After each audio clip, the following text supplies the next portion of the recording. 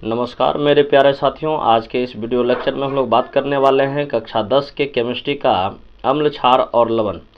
साथियों, इसमें हम लोग अम्ल के बारे में बात करेंगे। जैसे आप देख सकते हैं अम्ल क्या होता है, यानी अम्ल को अंग्रेजी में एसिड कहा जाता है। एसिड यानी एसिड शब्द की उत्पत्ति जो है लैटिन भाषा यानी एसिडस से हुई है, जिसका अर्थ होता है खट्टा।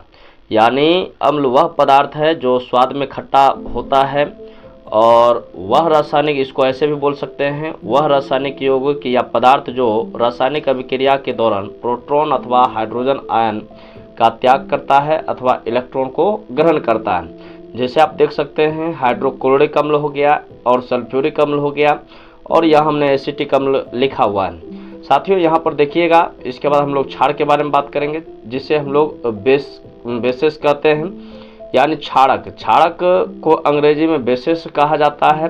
बेसिस को एल्कली भी कहते हैं। एल्कली शब्द जो है एक प्रकार का अरबी शब्द है, और इस शब्द की उत्पत्ति जो है अल्क्विली से बना हुआ है, जिसका अर्थ होता है पौधों का राख।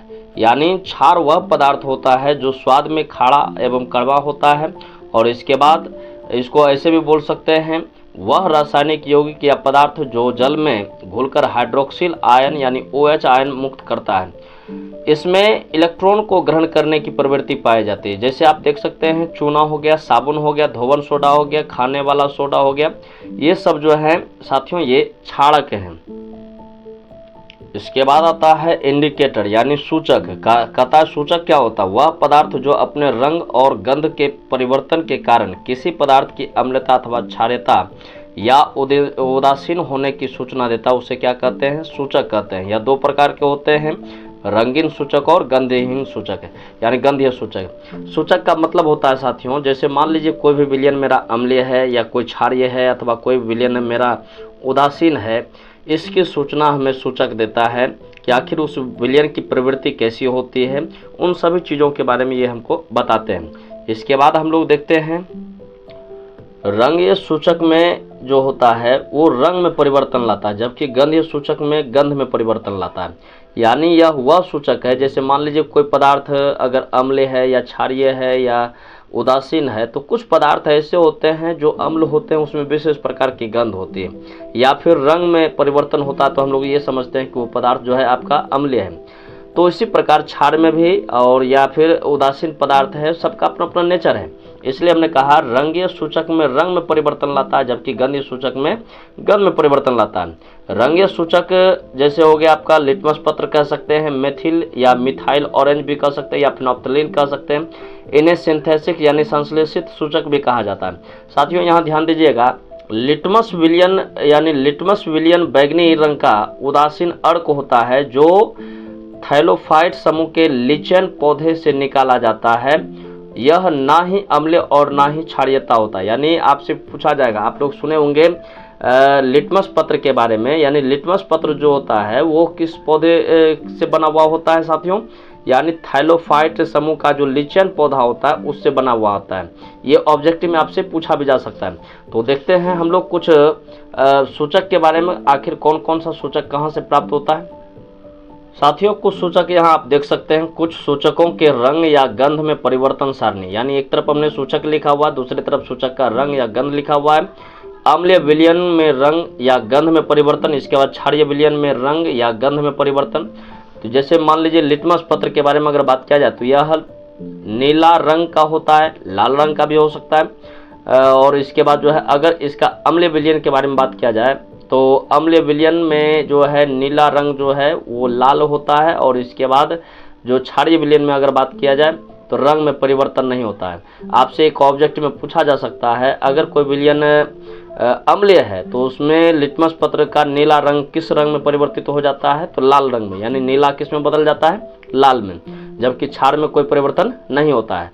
अगर कोई विलयन कोई लिटमस पत्र पहले से लाल है, अगर वो उसको अम्लीय विलयन में डालिएगा तो उसके रंग में परिवर्तन नहीं होगा, जबकि क्षारीय विलयन में वो क्या हो जाएगा? नीला हो जाएगा। मेथिल ऑरेंज में आप देख सकते हैं नारंगी है, इसके बाद लाल नारंगी है, इसका सूचक नारंगी रंग का होता है, और इसके बाद इसका अम्लीय विलयन जो है वो नारंगी से लाल हो जाता है, जबकि उसका क्षारीय विलयन क्या हो जाता है साथियों? पीला हो जाता है।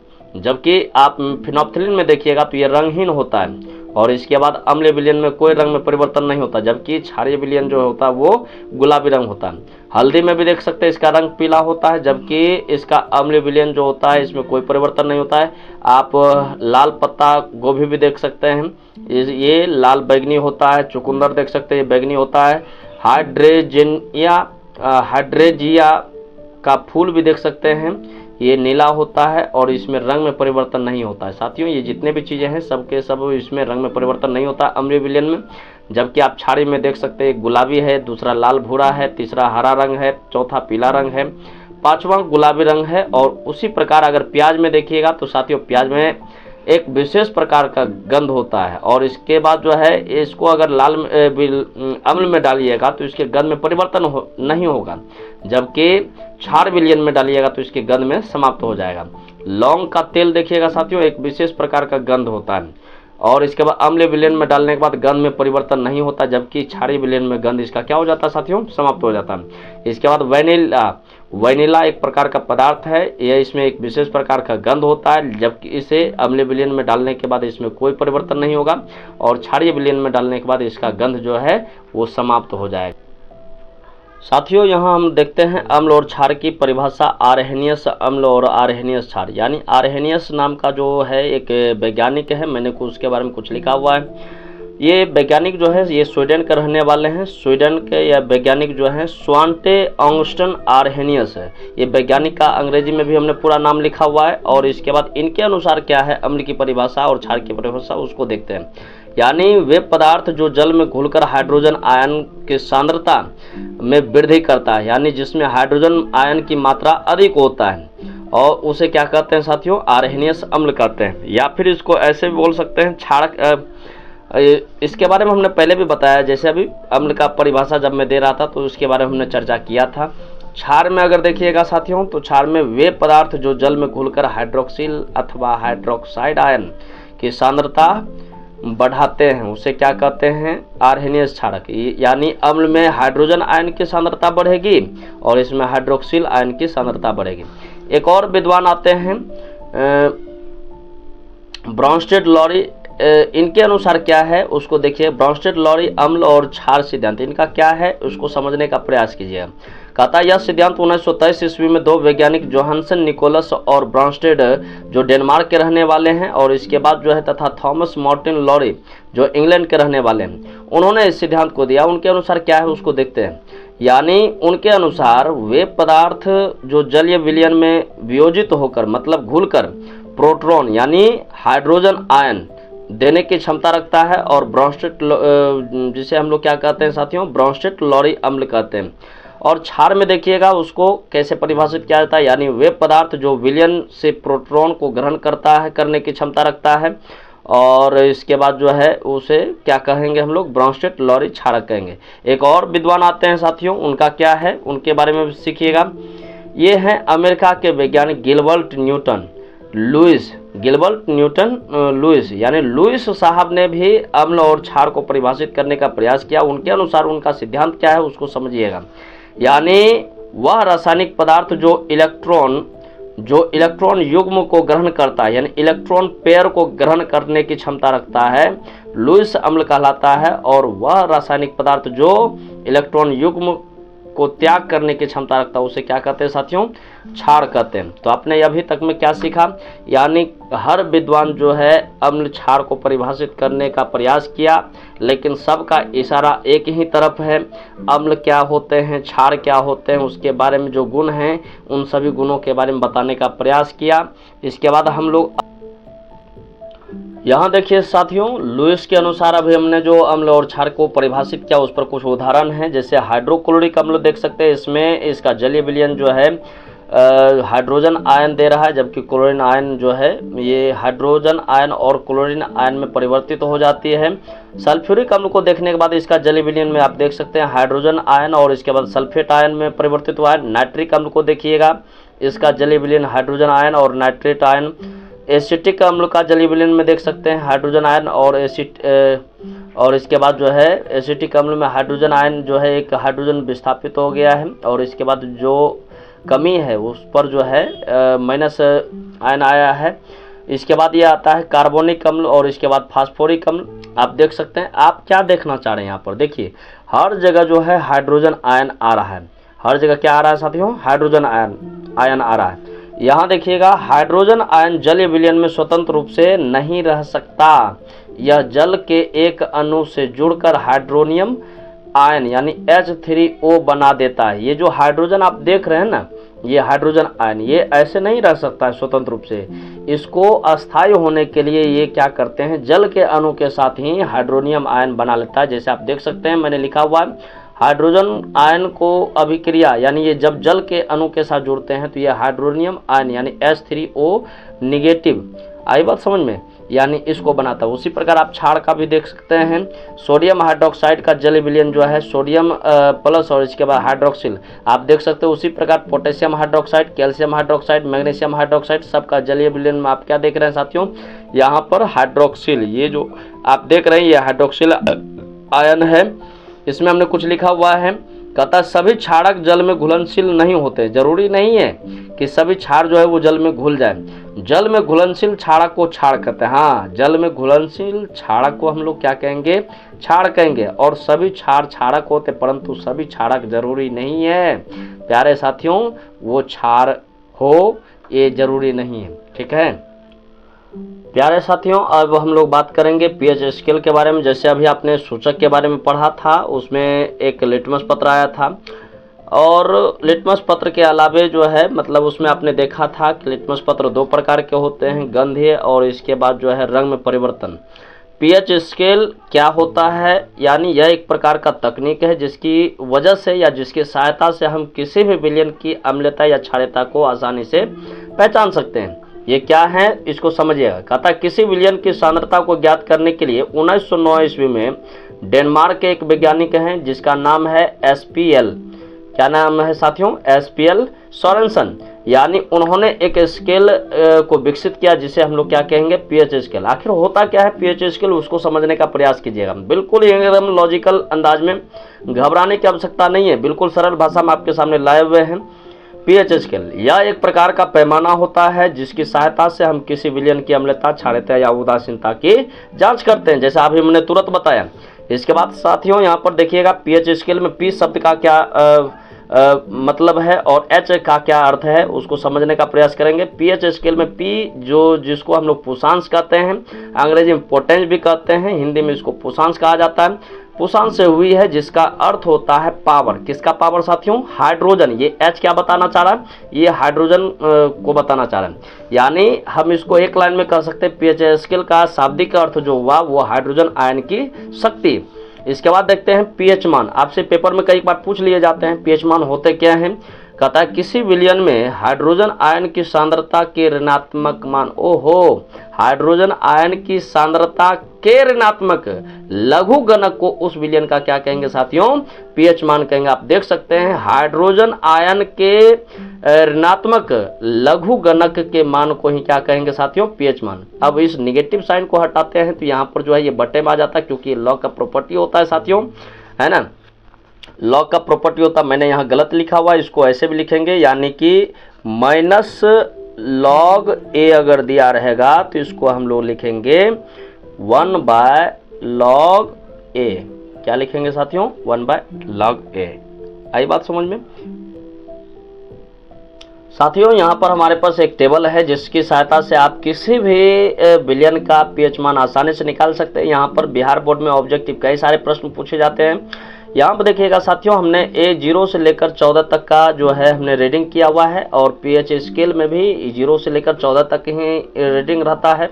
इसमें आप देख सकते हैं 7 रहेगा तो इसके ऊपर जो है अगर 10 का घात में अगर देखा जाए तो ये 10 का माइनस पावर 7 होता है, और जैसे जैसे नंबरिंग यहाँ घटती जाती है तो 10 का घात भी 10 के ऊपर जो पावर है वो भी घटती जाती है, माफ़ कीजिएगा माइनस में वो बढ़ता है, जबकि इधर बढ़ेंगे तो ये आपका घटता जाएगा, नेगेटिव साइन में उल्टा होता है साथियों। और जैसे मान लीजिए 0 है, 10 का पावर 0 है, 10 का पावर -1 है, ये -1 -2 -3 -4 -5 इस तरह से हम तो आगे बढ़ रहे हैं, लेकिन इसका वैल्यू जो है वो नेगेटिव में है और नेगेटिव में इसका मान घटेगा। तो यहाँ पर आप देख सकते हैं साथियों, आपसे ऑब्जेक्टिव में आपसे लगातार पूछ सकता है, ऐसे भी पूछ सकता है मजाकिया तौर पे कि 10 का पावर किसी विलयन का पीएच मान 10 का पावर -5 है, तो बताइए उस विलयन की वो कौन सा विलयन होगा, अम्ल होगा या क्षार होगा। तो 10 का पावर -5 यानी ये किसके नीचे है, 5 के नीचे है, यानी इसके नीचे क्या है साथियों, 5 है। यानी किसी विलयन का पीएच मान यदि 5 आता है तो वो विलयन क्या हो जाता है, अम्लता। यहाँ पर हमने लिख दिया हुआ है, इधर जाएगी तो अम्लता बढ़ेगी और इधर आएगी तो क्षारीयता बढ़ेगी। और ये यहाँ पर जो आप देख रहे हैं 0 से लेकर 3 तक, इसको हम लोग बोलेंगे प्रबल अम्ल। क्या बोलेंगे साथियों, प्रबल अम्ल। यानी जिस विलयन का पीएच मान कम रहेगा तो वो विलयन जो है प्रबल अम्ल होंगे, और जिसका सबसे ज़्यादा रहेगा तो वो धीरे धीरे दुर्बल की ओर बढ़ेगा। ठीक है, विलयन 7 वाले पीएच मान जो है ये उदासीन होते हैं, आप देख सकते हैं। और इसी को हमने यहाँ पर लिखा हुआ है, पीएच मान जिस विलयन का पीएच मान 7 रहेगा उसे उदासीन विलयन कहा जाएगा, जिसका पीएच मान 7 से कम रहेगा उसे अम्लीय कहा जाएगा, और जिसका पीएच मान 7 से ज़्यादा रहेगा उसे क्या कहा जाएगा साथियों, क्षारीय। अब इसी डाटा को देखकर हमने एक ट्रिक बनाया हुआ है, इसको देखिएगा। यदि किसी विलयन की सांद्रता, यदि किसी विलयन में हाइड्रोजन आयन की सांद्रता 10 का पावर -x मोल प्रति लीटर हो तो उस विलयन का पीएच मान क्या हो जाएगा साथियों, x हो जाएगा। यानी यहाँ नेगेटिव रहेगा तो उसको हम लोग केवल x मानेंगे। जैसे आप देख सकते हैं यहाँ पर, जैसे -5 है तो यहाँ पर हमने केवल 5 लिखा है, -4 है तो यहाँ पर केवल हमने 4 लिखा है, और यहाँ पर मैंने -2 लिखा है तो यहाँ पर भी हमने पास 2 है। अब चलिए इस पर एक सवाल बनाते हैं। कहता है किसी विलयन में हाइड्रोजन आयन की सांद्रता 10 का पावर -5 है तो पीएच ज्ञात करें और विलयन की प्रकृति बताएं। बाप रे, बहुत ही मजाकिया बात है। अब आप जवाब तो दे दिए होंगे, 10 का पावर -5 मास्टर ने बताया था, पीएच मान 5 रहेगा, तो इसको डायरेक्ट झोल-झाल करने की आवश्यकता नहीं है, डायरेक्ट आप 5 लिख सकते हैं। बस 5 आया मतलब 7 से कम, 7 से कम। बाप रे, जिस विलयन का पीएच मान 7 से कम हो तो अम्लीय हो जाएगा, इसलिए हम कह सकते हैं ये विलयन की प्रकृति क्या हो जाएगी साथियों, अम्लीय हो जाएगा। और इसी चीज को आप चाहें तो ऐसे मैथमेटिकली भी सॉल्व कर सकते हैं। यहाँ हाइड्रोजन आयन की सांद्रता 10 का पावर 5 है, चूंकि पीएच मान बराबर -log इतना होता है। अब ये यहाँ पर देख सकते हैं, हाइड्रोजन -log लगा दिया और हाइड्रोजन आयन का मान 10 का पावर -5 है, और लॉग का एक प्रॉपर्टी होता है साथियों, जो भी पावर रहता है उसको वो नीचे उतार लेता है। तो पावर को नीचे ऑलरेडी यहाँ माइनस था, और ये 10 का पावर -5, और इसके बाद लॉग 10 का मान कितना होता है, 1 होता है साथियों। लॉग 10 का मान कितना होता है, 1 होता है। तो यहाँ पर ये केवल बच गया 5। मतलब मैंने कहा था आपको कि मतलब पीएच मान 5 आएगा, यानी ये विलयन क्या हो जाएगा साथियों, ये विलयन आपका अम्लीय हो जाएगा।